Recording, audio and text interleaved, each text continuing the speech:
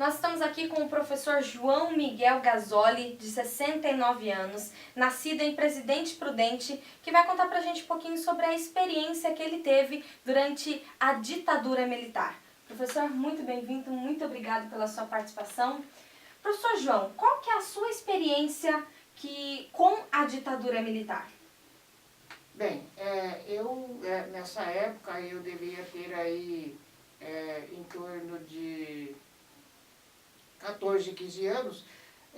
Então, o que eu me lembro, que eu posso dizer com absoluta certeza, que a memória me garante, é que com a renúncia do presidente Jânio Quadros, ou 62 ou 63, assume como presidente o senhor João Goulart. E ele tenta modificar as políticas de relações internacionais do Brasil, inclusive com a Rússia, tentando fazer novos acordos comerciais. Isso, aparentemente, para o Brasil, seria uma boa coisa. Porém, acima do Brasil, naquela época predominava no mundo o clima da chamada Guerra Fria, ou seja, a disputa entre Estados Unidos e Rússia sobre a implantação de suas ideologias através do mundo. E então o Jango Goulart, o senhor João Goulart, passou a ser um presidente não bem visto para os olhos do público brasileiro. Por quê? Porque ele estava estabelecendo relações com ou Cuba ou Rússia com países comunistas. E aí acontece que a sociedade começa a ver Jango como alguém com tendências comunistas, com tendências a conduzir o Brasil para um país socialista. Ele enfrenta resistências políticas no Congresso, a sociedade começa a se desorganizar, ele tenta fazer algumas reformas, como uma reforma agrária profunda, mas que também não avançou, descontentou a classe política, então criou-se aquele clima. O presidente já não tinha o apoio nem das suas forças internas, nem o apoio da sua política, né, de Congresso, de Senado, e por outro lado, a nação viveu um período de descontrole. O que aconteceu? Inflação alta, constantes greves, e nós estávamos assim caminhando para um clima de anarquismo.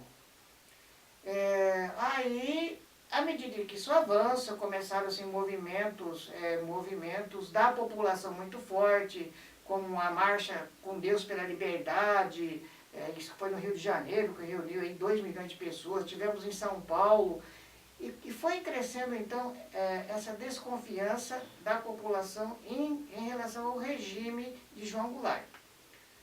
Ora, os militares, vendo aí o descontentamento da população, vendo os caminhos que a política estava tomando sem solução, desorganizada, os militares então resolvem intervir, e aí eles fazem um golpe e assumem o poder, que isso deve ter sido em 31 de março, a história da 31 de março, né?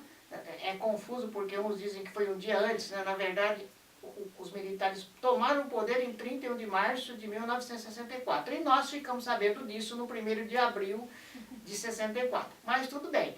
Então, os militares assumem, né, o Marechal Castelo Branco torna-se lá o primeiro presidente, e a partir daí eles impõem novas diretrizes, novos rumos para o Brasil. Eu, nessa época, em 64, eu estudava a 3ª série ginasial, né, equivalente hoje a um 8º ano do nosso ensino fundamental. Naquele tempo, vigorava lá a Lei 4.024, a Lei de Ensino 4.024, e nós tínhamos, então, ginásio e colégio. Eu estava no ginásio ainda, aí com 16 anos, estava no ginásio, e estava cursando a 3ª série ginasial em 64. Então, o que nós, estudantes, sentimos? Bom, para nós, eu lá, residindo em Presidente Prudente, trabalhando 10 horas por dia, estudando à noite, não se sentiu assim, no seu ir e vir, no seu dia a dia, sinceramente, não mudou muita coisa. A gente tinha assim, um pouco de medo de ficar na rua, saía da escola, ia para casa, ninguém E até porque não se via bagunça, não se via desordem na cidade, não tinha não, existia um medo. É tudo comodido, né? Existia um medo de que nós estávamos num regime que os militares estavam mandando, que era um regime duro e que não saísse da linha porque ia preso, ia poder ser torturado, uma série de coisas. Então, existia o medo, mas não influiu na vida. Não, eu não me lembro de ter tido nenhuma contravenção, nunca foi barrado, nunca deixei de lugar nenhum por causa disso e nem conheci alguns colegas que tenham feito isso. Mas a gente tinha noção assim, né? Nós tínhamos a noção seguinte, que era perigoso, e nós tínhamos notícia assim, olha, o vereador tal desapareceu, foi preso, foi mandado para São Paulo, o vereador dali uns dias, o vereador tal também foi para São Era Paulo. comum essas notícias? Não chegaria a ser comum, mas elas existiam. Por exemplo, um presidente prudente, se eles tinham naquela época aí, quando muito, 15 vereadores, 2 ou 3 ou fugiram, ou foram presos, ou alguma coisa aconteceu. Né? Mas para nós estudantes, na faixa aí de 15, quem estava então no ginásio, aí variando naquela época, para chegar no ginásio, chegava no ginásio com 14, 13, 14 anos. Ou no colegial, quer dizer, a turma que estava na faixa 14, 18 anos não teve, estava funcionando, a educação continuou funcionando, não se teve grandes coisas. Ah, mas a revolução não mudou nada na educação. Bom, veja bem, naquele momento assim, no golpe, seguiu. Agora, é evidente que nos próximos anos viriam então a influência da política militar. Aí nós tivemos a mudança nos currículos, aí então os nossos currículos passaram a ter uma disciplina. Lá no ginásio nós tínhamos, enquanto no ginásio nós tínhamos educação moral e cívica, né? Então isso foi implantado no regime militar, a disciplina de educação moral e cívica, e que os alunos, nós aprendíamos lá, Forças Armadas, qual o dever das Forças Armadas, qual o dever do cidadão, o que é democracia, enfim, os símbolos nacionais, como se portar diante do hino, da bandeira, enfim, né? E chegava mais um pouco para frente, a gente tinha lá no colégio, então era a Organização Social e Política Brasileira. Também foi implantado no regime dos militares, com o intuito aí sim de você estar levando os conhecimentos a nível de sua ideologia. Então, na Organização Social e Política Brasileira, os militares faziam, a gente passavam para os estudantes a ideologia deles, que era um país governado por militares, mas que era uma democracia, e que, bom, enfim, que você tinha que saber estados e capitais, os poderes, o que cada poder faz, enfim, era toda aquela coisa. E que influência isso teve no mais? Sinceramente, não posso falar, eu não vejo que isso... Foi algo negativo? Não vejo isso como negativo.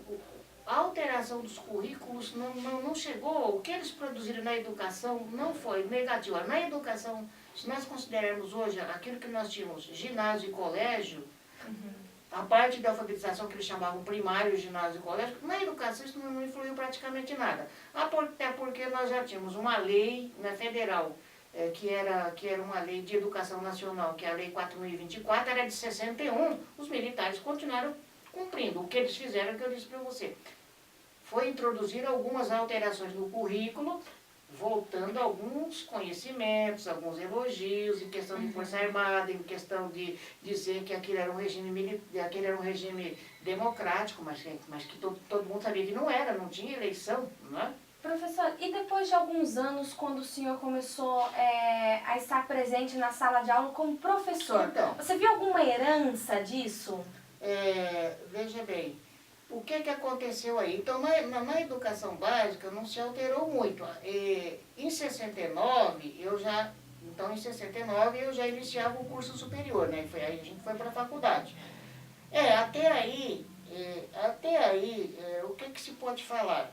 Também não se pode culpar os militares, porque também existia um plano, que era do Ministério da Educação, de ampliar o ensino em todos universalizar o ensino. Eles trabalharam, os ensinos cresceram em todos os ramos, inclusive eu que trabalhava para ganhar salário mínimo, não teria como pagar uma faculdade. Eu fui estudar para professor numa faculdade pública, numa faculdade estadual. Então, eu fui para um curso novo que foi criado em 69, que estava em plena ampliação do ensino superior. Me pareceu, até onde eu tenho informação, até onde eu senti, no meu caso, eu não senti pressão, não senti nada, mas a gente, nas reuniões que tinham com os diretórios acadêmicos, e o que se falava muito complicado é que entre 68 e 69, o Brasil assinou um acordo com os Estados Unidos denominado MACUSAID. Esse acordo, ele foi prejudicial ao ensino superior no Brasil. Ele fez um certo controle do ensino, como se você tivesse um ensino mais liberal, abrangendo os aspectos sociais. Então, ele deu uma fechada, dizendo, olha, você vai estudar e acabou, você não vai dar palpite em política, você não vai dar palpite nas coisas do governo. Então, o acordo MACUSAID com os Estados Unidos, ele prejudicou a parte do ensino superior, e eu vejo assim, uma vez que ele colocou praticamente uma camisa de força em certas áreas do ensino superior, ele limitou, pior que não seria bem o termo limitou, ele deu um abafado nas lideranças, então ele não permitiu a evolução das lideranças estudantis. Então esse daí, para a educação, não foi no ensino básico, no primário, não, aí foi tudo normal, os projetos que tinham foram... No ensino superior, esse acordo MACUSAID, ele foi prejudicial à sociedade brasileira, ao nosso ensino, à nossa organização política, porque ele dificultou o aparecimento de lideranças. Então nós tivemos um bom tempo e temos hoje na educação falta de líderes. É esse abafamento dessa liderança e que durou 30 anos, a gente sente hoje. Hoje nós carecemos de líderes na educação e com certeza essa repressão do regime militar tem o seu papel, a sua importância nesse problema que nós sentimos na educação. Está presente hoje. Professor, muito obrigado, viu, por estar dividindo com a gente um pouquinho da sua experiência, da sua visão, da sua opinião. E está convidado também a participar com a gente mais vezes aqui, trazendo mais seu conhecimento para o blog O Golpe, a herança da ditadura no Brasil. Muito obrigada. De nada.